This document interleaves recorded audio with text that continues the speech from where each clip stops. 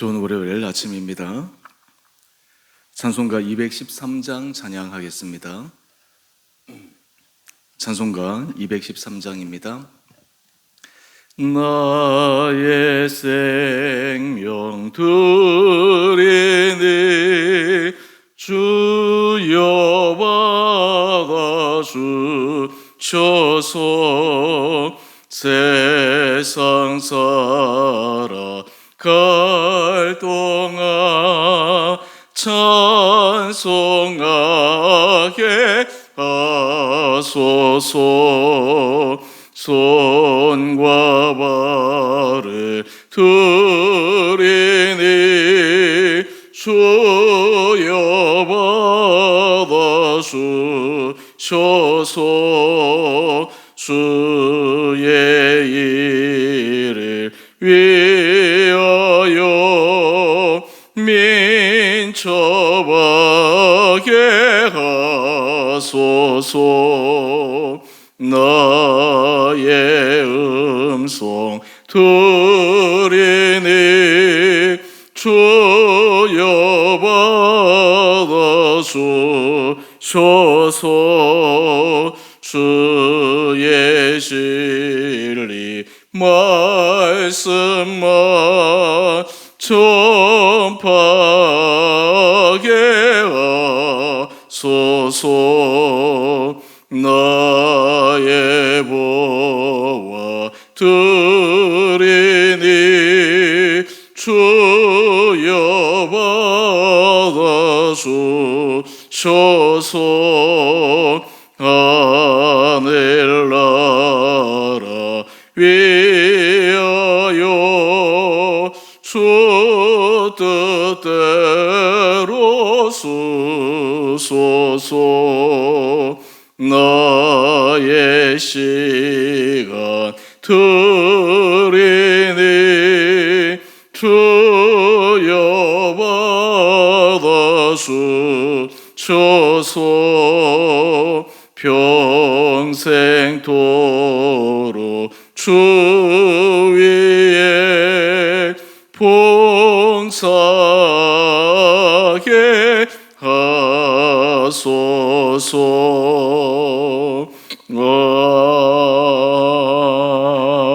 아멘.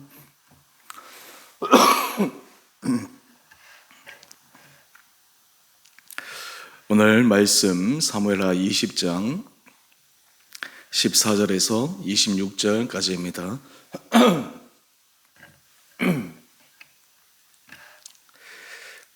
세바가 이스라엘 모든 지파 가운데 두루 다녀서 아벨과 벳마 아가와 베림 온 땅에 이르니 그 무리도 다 모여 그를 따르더라.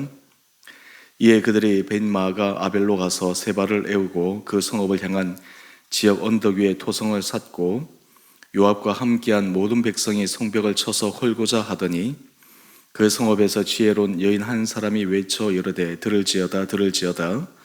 청하건대 너희는 요압에게 이르기를 이리로 가까이 오라. 내가 내게 말하려 하노라 한다 하라. 요압이 그 여인에게 가까이 가니 여인이 이르되 당신이 요압이니까 하니 대답하되 그러하다 하니라. 여인이 그에게 이르되 여종의 말을 들으소서 하니 대답하되 내가 들으리라 하니라.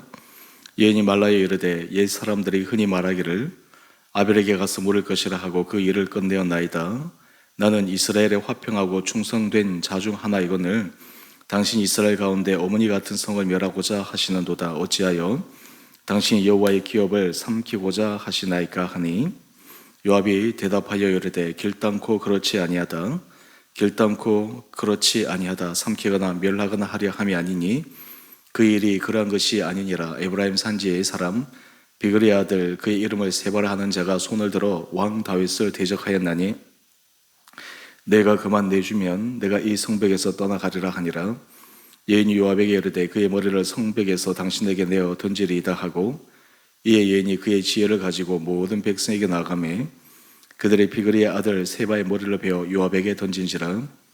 이에 요압이 나팔을 불매 무리가 흩어져 성읍에서 물러나 각기 장막으로 돌아가고 요압은 예루살렘으로 돌아와 왕에게 나아가니라. 요압은 이스라엘 온 군대의 지휘관이 되고 요야다의 아들 분하야는 그렛 사람과 블렛 사람의 지휘관이 되고 아도람은 감력관이 되고 아헬로스의 아들 여호사밧은 사관이 되고 스와는 서기관이 되고 사독과 아비아달은 제사장이 되고 야일 사람이라는 다윗의 대신이 되니라. 아멘. 좋은 월요일 아침입니다.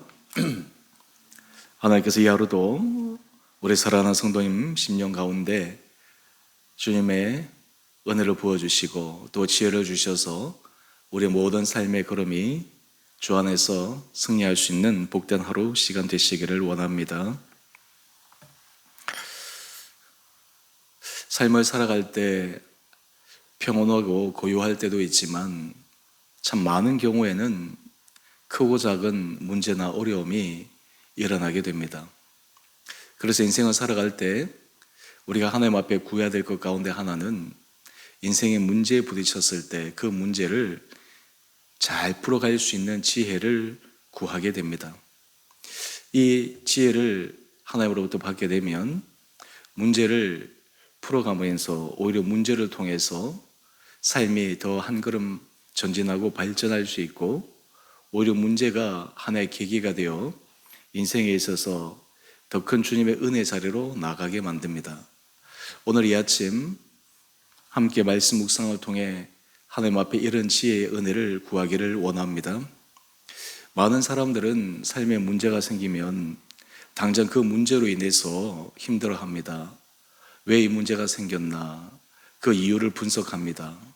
또 그리고 그 분석된 여러 이유 중에 그 문제를 일으킨 것처럼 보이는 당사자나 어떤 환경이 보이게 되면 그 당사자나 환경에 대해서 탓하거나 그리고 원망하는 마음이 생기게 됩니다. 그런데 여기서 중요한 것은 그런 마음은 일시적으로 내가 갖고 있는 문제로 인해 불편한 마음에 위안을 줄 뿐이지 문제를 전혀 해결하는 데 도움이 되지 않는다라고 하는 것입니다. 문제가 일어났을 때 그 문제의 원인을 확인하는 것도 중요합니다. 그런데 또 하나 중요한 것은 그 문제의 원인뿐만 아니라 그 문제를 어떻게 대처해야 할지 하우에 대해서 질문하고 또 하우에 대해서 방법을 찾아 나가는 사람, 이런 사람들이 참으로 지혜로운 사람입니다. 첫 번째, what, 왜 이럴까라는 why의 질문, 무엇이 이 문제를 일으켰느냐라고 하는 질문에만 국한되어 있으면 문제를 해결할 수 있는 적절한 시간과 타이밍을 놓칠 수 있습니다. 하지만 문제를 해결할 수 있는 그 how에 대해서 질문하고 지혜를 구할 때 그 문제를 잘 해결할 수 있는 그런 길이 보이게 됩니다. 우리 주변의 사람들 보면 지혜로운 사람의 특징 가운데 하나는 어떻게 저렇게 문제를 지혜롭게 잘 풀어나갈 수 있을까? 사실 그러한 사람들을 보면 인생에 어려움이 생길 때 지혜를 구하고 싶습니다. 또한 그런 사람들이 있을 때 여러 삶의 어려움과 문제가 있게 되면 그 문제를 해결할 수 있는 그 일을 맡기게 되면 또 다른 문제를 일으키지 않고 정말 지혜롭게 잘 매듭지을 수 있는 모습을 기대하게 됩니다.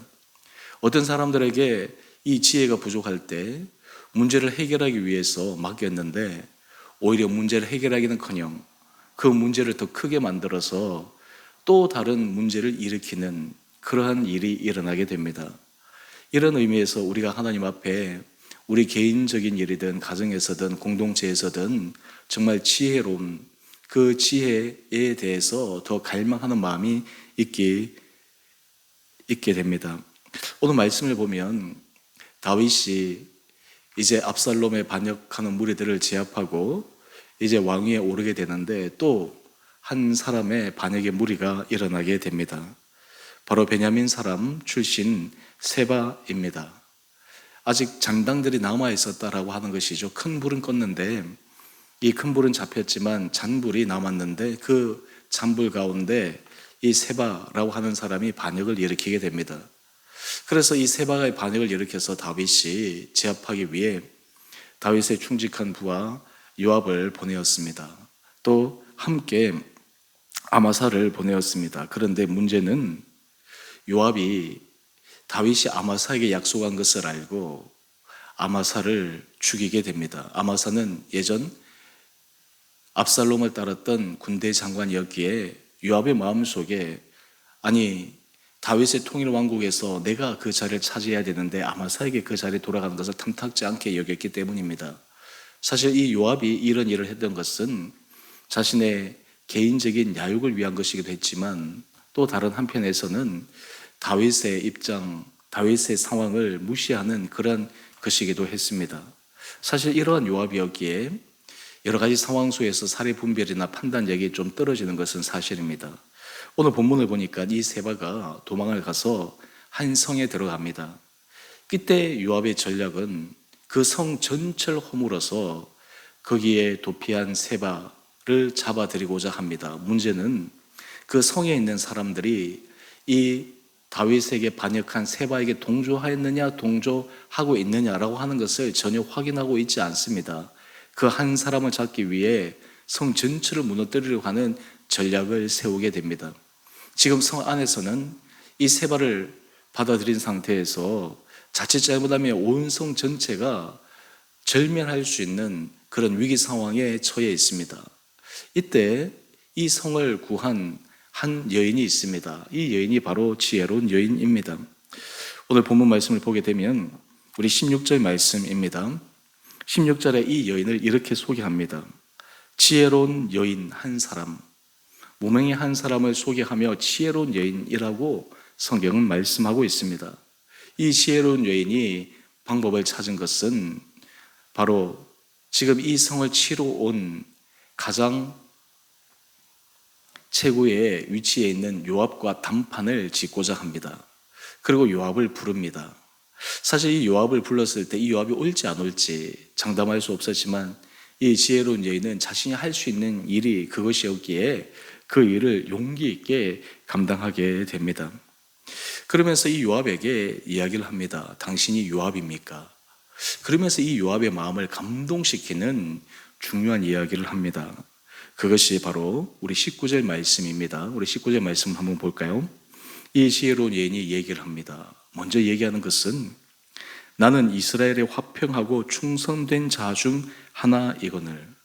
먼저 이야기하기를 나는 이스라엘의 화평을 좋아하고 충성된 사람입니다. 이 말의 의미는 무엇입니까? 나는 다윗 왕에게 충성하는 정말 신실한 백성이요 또 화평을 추구하는 그러한 신실한 여인입니다 라는 고백입니다. 자신의 입장, 자신의 그 생각을 명확하게 드러냅니다. 뿐만 아니라 또 이 요압에게 두 번째 이야기하는 것은 당신이 이스라엘 가운데 어머니 같은 성을 멸하고자 하시나이다. 우리 성은 아무런 잘못이 없는데 어떻게 우리 성을 멸하려 합니까? 여기서 이 여인의 지혜로움은 지금 이 요압은 세바를 잡기 위해서 물불을 가르지 않습니다. 이 한 사람, 잘못된 사람을 잡기 위해 무고한 사람의 피, 무고한 사람의 희생을 대수롭지 않게 여겼던 이 요압의 그 교만한 마음 속에 이 지혜로운 여인은 이 성에 있던 사람이 어떤 사람인지, 그리고 이 성이 어떤 역사를 갖고 있는지를 증명시켜 주고 있는 그런 지혜를 발휘하게 됩니다. 한마디로 얘기해서 깨닫지 못한 사람에게 깨달을 수 있는 기회를 허락하여 준 것이죠. 상대방에게 순간 전혀 상황 파악을 못하고 오판할 수 있는 상황 가운데 상황을 판단할 수 있는 정확한 근거를 제시하고 있습니다. 바로 이것이 이 여인의 지혜로움입니다. 이 여인의 말을 들은 요압이 이야기합니다. 우리 20절 말씀을 보면 그렇지 않습니다. 나는 이 성을 삼키거나 멸하고자 하는 것이 아니라 이 성에 숨어든 세바, 다윗에게 반역을 일으킨 세바라고 하는 그 사람을 잡으러 왔습니다. 만약 이 세바를 당신들이 내어준다면 우리는 이 성에서 떠나가겠습니다. 정말 대단한 협상 전략가입니다. 지금 이 지혜로운 여인은 요압과 이 협상을 벌이지 않았다면 이러한 방법을 찾아내지도 못했을 터인데 이 용기 있는 결단력 그리고 지혜 있는 말을 통해서 요압의 심중을 알고 또 요압이 진짜 무엇을 원하는지를 확인하게 됩니다. 이후에 이 여인이 한 일들을 보십시다. 우리 22절 말씀입니다. 먼저 이 여인이 행한 것은 22절입니다. 이에 여인이 그의 지혜를 가지고 모든 백성에게 나아가매. 여기에 숨겨진 놀라운 비밀이 있습니다. 지금 여인 입장에서는 이 사실을 백성들에게 어떻게 알려야 될까? 여러분, 이 알리는 것이 여기 성경에서는 그의 지혜를 가지고, 잠언서에서는 지혜의 근본은 여호와를 경외함이라고 말씀하고 있습니다. 지식의 근본도 여호와를 경외함이라고 말씀합니다. 사실 우리가 지혜를 구하는 것은 우리 마음속에 하나님을 경외함, 하나님을 기쁘시게 함, 바로 거기에서부터 우리가 하나님의 진정한 지혜를 얻을 수가 있습니다. 세상의 사람들은 이 지혜를 마치 자신의 인간의 지혜로 생각합니다. 우리의 원수마귀 사탄도 세상에서는 빛의 자녀들, 주님의 자녀들보다 더 지혜로운 사람처럼 보입니다. 하지만 그 결국은 사망과 파멸에 이르게 되는 그러한 전략을 쓰게 됩니다. 하나님으로부터 온 지혜는 생명에 이르는 길입니다. 구원에 이르는 길입니다. 이것이 바로 진정한 지혜의 길이다라고 하는 것입니다. 이 여인이 그러한 지혜를 가지고 백성들을 설득을 시킵니다. 이 한 여인이 이 성에서 어떤 위치에 있는지, 그리고 어떤 영향력이 있는지를 우리에게 소개하고 있지 않지만, 중요한 것은 그 성에 있는 사람들이 이 여인의 살아온 삶의 과정, 그리고 이 여인의 지혜, 이것을 인정했기에 이 여인의 말을 경청하게 됩니다. 그 결과 어떻게 됩니까? 바로 비그리 아들 세바의 머리를 이 무리들이 베어서 요압에게 내어줍니다. 그 결과 이 성은 안전하게 보존되게 됩니다. 오늘 큐티 제목을 한번 보십시다. 왕국의 평화를 선물한 지혜로운 여인. 오늘 아침 우리가 함께 묵상한 이 지혜로운 여인을 통해서 하나님께서 우리에게도 정말 이런 지혜 주시기를 간절히 간구하는 은혜가 있게 되기를 원합니다. 지혜로운 한 사람이 있을 때 가정이 문제 속에서도 새로워질 수 있습니다. 미련한 사람은 문제를 더 꼬이게 만들어서 작은 문제를 더 크게 만들고, 쉽게 풀 수 있는 문제를 더 풀 수 없는 어려운 문제, 난제로 만들어서 더 심각한 결과를 초래하게 하지만, 지혜로운 사람은 아무리 심각해 보이는 문제, 너무나 어려운 문제라 보이는 것도 지혜를 발휘해서 쉽게 풀 수 있는 그런 방법과 비결을 찾아내게 됩니다. 오늘 이 아침 하나님 앞에 우리 모든 삶의 자리에 이런 지혜를 간구하는 은혜가 저와 여러분들에게 있게 되기를 주님의 이름으로 축원드립니다. 하나님 앞에 이런 지혜를 받을 때 우리는 삶에 문제가 생겨도 당황하지 않습니다. 하나님 앞에 지혜를 구하며 그 지혜 주심으로 그 문제를 하나하나 차근차근 풀어가면서 오히려 그 가운데 역사하시는 주님의 은혜를 경험하게 됩니다. 이런 은혜가 우리 온 살아가는 성도님 한 분 한 분들 가운데 있게 되기를 원합니다.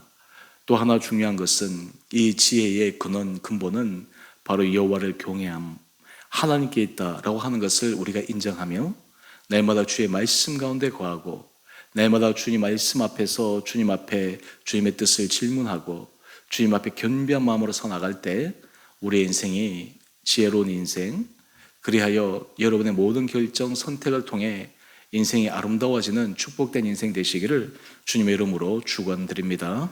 함께 기도하겠습니다. 사랑의 주님, 참으로 감사합니다. 오늘 한 여인의 지혜로운 판단과 용기와 결정으로 온 성읍 사람이 살아난 모습을 묵상합니다. 아버지, 우리 인생에 직면한 여러 문제들 속에 당황하거나 힘들어하기보다 하나님 앞에 지혜를 구하며 또 하나님께서 주신 지혜를 따라 문제를 풀어갈 수 있는 은혜를 우리 온 성도들의 삶 가운데 허락하여 주시옵소서. 특별히 이 지혜는 여호와를 경외하는 자, 하나님을 사랑하는 자에게 하나님이 부어주시는 선물임을 기억합니다. 주님, 우리 사랑하는 성도들에게 주님께서 지혜의 마음을 부어주시고 지혜의 생각을 일으켜 주셔서 모든 삶의 작은 일에서부터 큰 일까지 정말 하나님의 마음에 합한, 하나님의 마음에 합당한 그러한 길을 선택함으로 지혜로운 인생의 길을 걸어가는 우리 온 성도들 되게 하여 주시옵소서. 주님, 특별히 우리 사랑하는 성도들의 삶의 형편을 주님 기억하여 주시고 가여 주시고 은혜 가운데 온전히 붙들어 주시옵소서. 여러 가지 삶의 크고 작은 어려운 문제들, 인생에서 답답하고 힘들고 지칠 때, 그때 정말 주님 앞에 그 문제를 해결할 수 있는 지혜를 구하게 하여 주시고, 당장은 방법이 보이지 않아 낙심할 때에도 낙심하지 않게 하여 주시고, 지혜의 근본이신 주님 앞에 나아가 주님 앞에 간절히 간청할 때 하늘의 문을 열어주시고, 우리가 미처 보지 못하는 것을 보게 하시고 깨닫지 못한 것을 깨닫게 해주시고 결단할 수 있는 마음을 하여 주셔서 새롭게 생명의 문이 열리는 지혜를 받게 하여 주시옵소서. 특별히 우리 성도들 가운데 몸이 연약한 자를 긍휼히 여겨 주시고, 주님의 거룩한 오른손으로 연약한 부위를 친히 안수하여 주시고 치유하여 주셔서 놀란 치유와 회복의 역사가 일어나게 하여 주시옵소서. 특별히 주님, 우리 사랑하는 성도들 가정을 지켜주시고 자녀들을 붙들어 주시고 우리 모든 성도들 삶의 터전 생업을 주님 지켜주셔서 우리의 걸음걸음들이 주님 앞에 영광 올려드리는 거룩한 삶 되게 하여 주옵소서. 주께서 세우신 주 은혜교회가 날마다 믿음의 반석에 든든하게 서가며 주님을 기쁘시게 드리는 거룩한 교회 공동체 되게 하여 주셔서 우리가 정말 주님 앞에 지혜를 구하며 지혜를 따라 행할 때 이 공동체를 통해 한 영혼이 주님 앞에 돌아와 세움을 입고 또한 주님을 기쁘시게 드리는 영혼 구원의 사명을 잘 감당하는 거룩한 공동체 되게 하여 주시기를 우리를 사랑하신 예수님 이름으로 감사 기도 드리옵나이다. 아멘. 하늘에 계신 우리 아버지, 아버지의 이름을 거룩하게 하시며 아버지 나라가 오게 하시며 아버지의 뜻이 하늘에서와 같이 땅에서도 이루어지게 하소서. 오늘 우리에게 일용할 양식을 주시고 우리가 우리에게 잘못한 사람을 용서하여 준 것 같이 우리의 죄를 용서하여 주시고 우리를 시험에 빠지지 않게 하시고 악에서 구하소서. 나라와 권능과 영광이 영원히 아버지의 것입니다. 아멘. 오늘도 믿음으로 승리하시는 복된 하루 되시기를 바랍니다.